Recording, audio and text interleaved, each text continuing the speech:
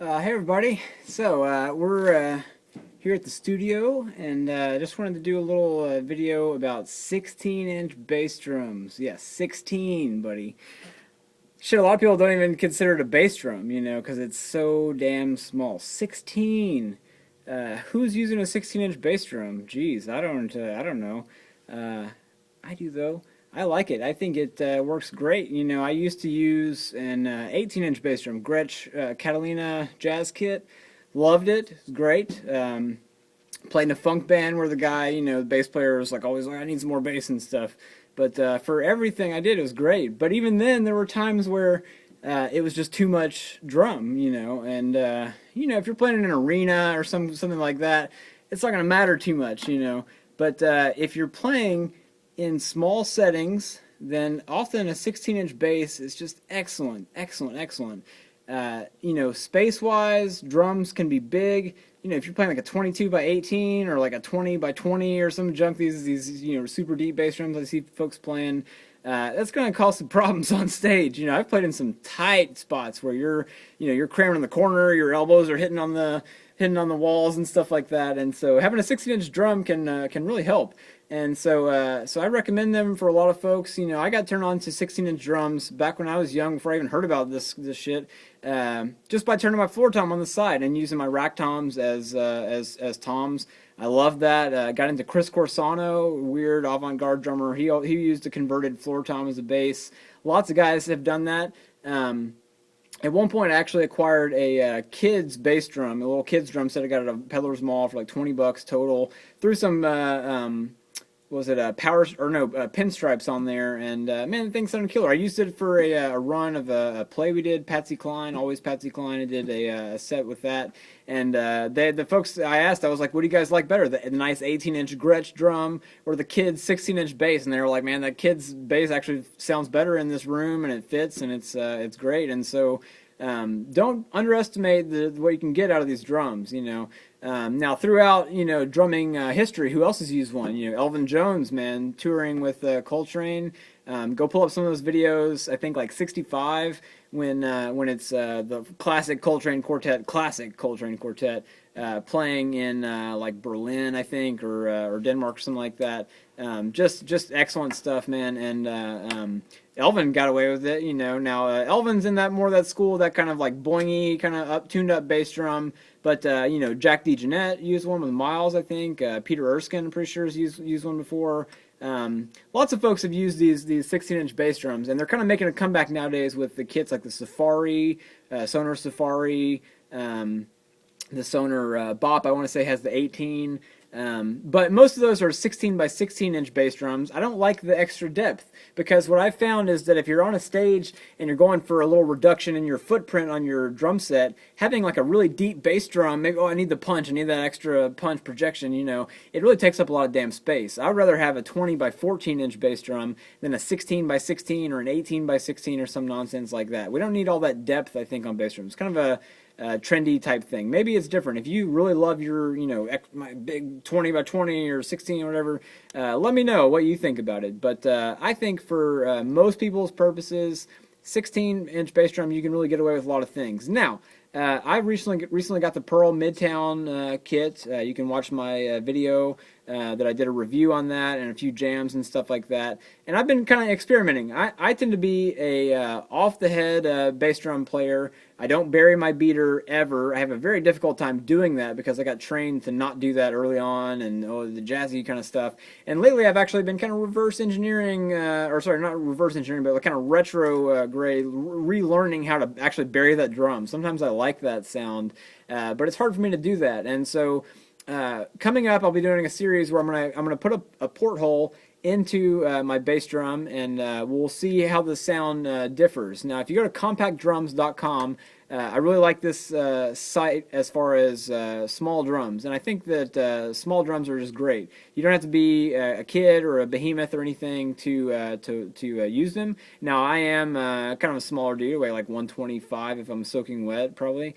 And so for me, I like the size, but man, breakbeats, the Pearl Midtown. There's a bunch of other ones that have these 16-inch bass drums. Even the Pearl Rhythm Traveler, they started doing a 16-inch bass drum, which I'm not as much of a fan of. But I'll be doing a little video coming up, and we're going to do a comparison of 16-inch bass drums. I've got three set up.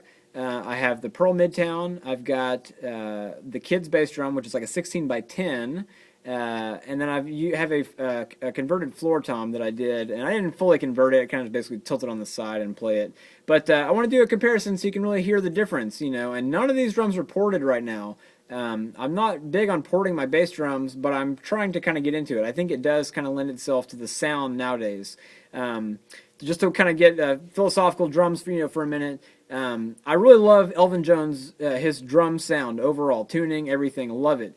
But one of the things that I heard Elvin Jones say in an interview was that you, no matter what you're playing, use the chops that you got, you know. And so Elvin, he was saying, you know, I grew up in the bop era, so I'm a bop drummer. I've got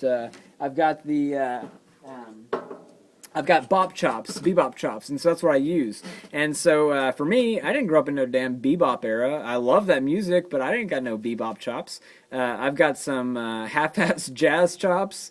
Always wanted to be a jazz drummer, and I've got some you know, avant-garde kind of classical percussion. I trained to be a classical percussionist kind of chops. So I've got those chops and stuff, but I don't have bebop chops. I have you know, funk chops, rock, jazz, R&B. Used to play in a big R&B band, and stuff like that. And so that's what I've got, you know. And I really think it's important to be true to yourself when you're playing drums, no matter what it is. So I don't like to try and do this kind of thing too, you know, where I have to pretend I'm Elvin Jones and tune my drums like that and all that kind of stuff.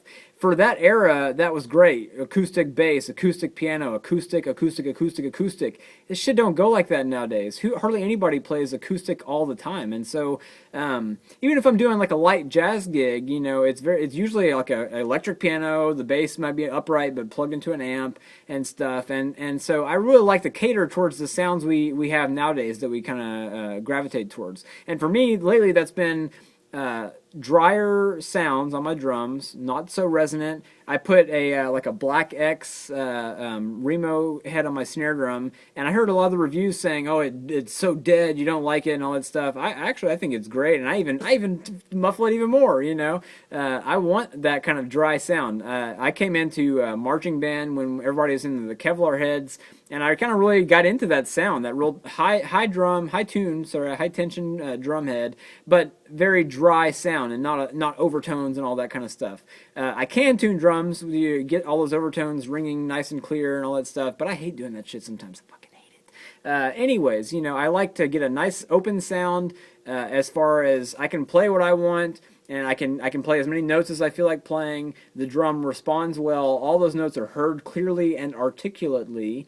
You know, when you play a jazz kit, you know, you're trying to project this nice acoustic sound, but oftentimes I don't want to hear that. It doesn't blend well with what I'm doing in my music. So again, play to what, you know, you have, your chops that you like, and use that the way that you like it. You know, for instance, and I'll shut up after this, but there's a Peter Erskine video where he's kind of going through like how he plays and stuff, and I remember just watching it and being like, damn, like that's jazz. Like the way he's got his stuff tuned up doesn't seem like it. You know, the bass drum was like a big bass drum, pillows. He was kind of burying the beater sometimes, and not the kind of jazz that I grew up listening to. Buddy Rich, Elvin Jones, Krupa, Art Blakey, all those guys, Jack DeJohnette, John Christensen, all that stuff. I love that kind of stuff. And so everything takes a little different form, and it doesn't mean that you're not playing authentic jazz. Authentic jazz, you know, play what fucking feels good for you, and shut up about it, and just fucking rock out. That's the gist of what we're talking about here. So sort of ramble on too much here, you know, but 16-inch bass drums. Plan on that being a big thing coming up. I'm predicting it. Wave of the future. 16-inch fucking drums. We get more people on this planet, and we run out of room for everybody to have their big ass 22s and 24s and 26s, Bonham style and shit. So man, 20-inch bass drum is the biggest I like to play. I don't have an 18 anymore, and I do miss mine. I sold mine when I was broke a while back. I kind of regret it, but I got the 16s, I got the 20s, I got a couple 22s. I don't really like to play them. But anyways, thanks for tuning in, guys. This has been another You to Drummer podcast, we'll call it. Pods, whatever. Anyways, peace.